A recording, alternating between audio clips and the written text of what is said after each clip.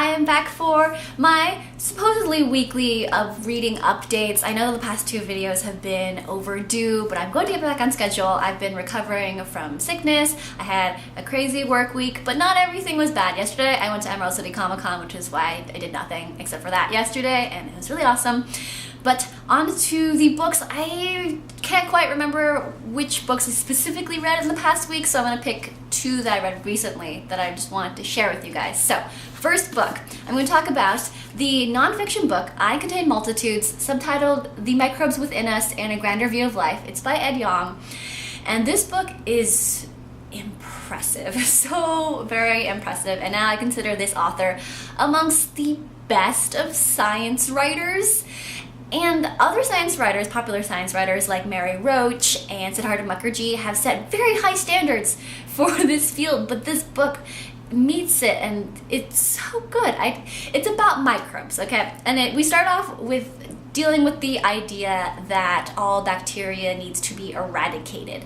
And instead, we talk about the concept that microbes are partners in our body that affects our health, even our abilities in an ecosystem. We have this whole microbiome, or maybe you've heard the term like microflora within your digestive system.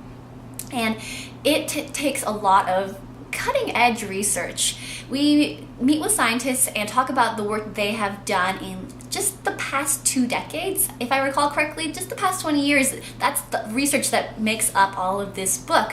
It's so recent, and it's got great science explained really well, and the author adds in like a light touch of humor into his very passionate telling of the works of these scientists that are working with the microbiome and microbes.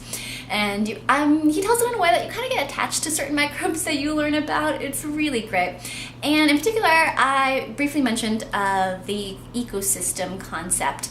And that metaphor is explained so thoughtfully and beautifully in this. I've started to even think about ecosystems or like an ecosystem mindset for other aspects of life, like thinking about maybe government, educational systems, like anything. And applying this ecosystem mindset has been a very kind of humbling and exciting way to think of things.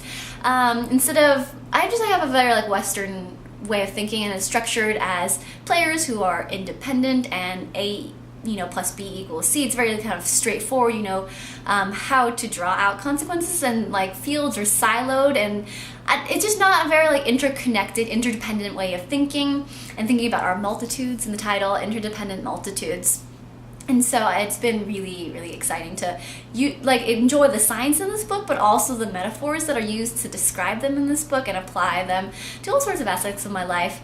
And I really, really enjoyed it. It's so entertaining. This passion. It's got really clear science. It is such a really just like a good read. I really liked it.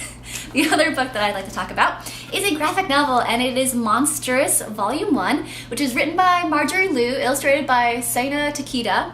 And the art, we just have to talk about the art first because it is so outstanding. It's so cool. It's Asian-inspired Art Deco.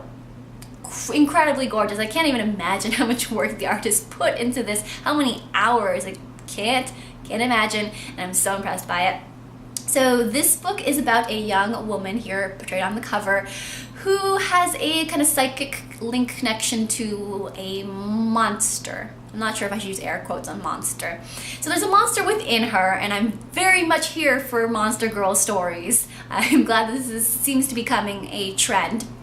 And the world is a alternate matriarchal Asia, and it has a great blend. This whole comic, whether it be storytelling or art, has a great blend of like a hybrid of Western and Eastern influences.